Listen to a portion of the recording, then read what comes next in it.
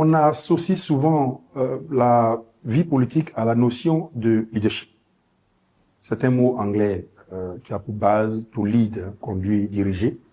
Donc leadership, l'état de direction d'un groupe, d'une communauté, d'une entreprise, d'une famille, d'une société. Donc le leadership, c'est cette capacité à conduire ou à motiver des idées dans une communauté donnée. Mais le leadership, ce n'est pas seulement être le terme que tout le monde connaît, leader, c'est-à-dire être devant. Un leader, c'est celui qui est capable d'influencer la communauté.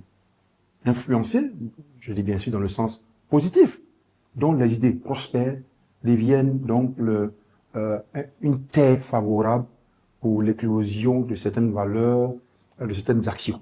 C'est ça un vrai leader. Parce qu'il y a beaucoup de gens qui influencent les communautés, mais qui ne sont pas des leaders. Ils sont à la tête de communautés, ils ne sont pas des leaders.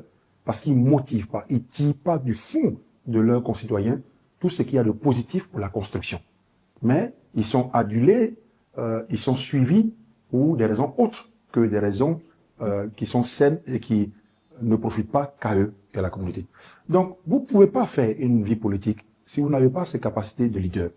Et les capacités peuvent être innées pour certaines personnes, mais ça peut se construire également sur des valeurs, sur l'éthique, comme sur les aspects que j'avais développés plus haut, sur la question de l'image.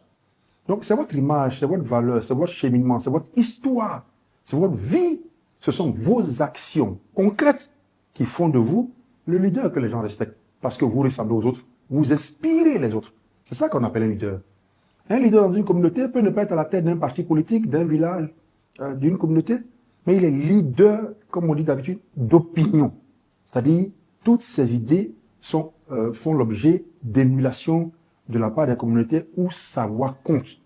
Si on conçoit la qualité du leader comme étant seulement celui qui est premier, celui qui est devant, on a une société en perpétuel conflit parce que tout le monde voudrait être devant. Et c'est ce qui arrive dans certaines communautés, y compris dans des communautés, mais également au niveau national, chez nous en Côte d'Ivoire. Donc, pour faire cette vie politique-là, il faut cette capacité, il faut soigner cette capacité-là, cette capacité à motiver, à inspirer de bonnes actions qui vont dans le sens de la communauté.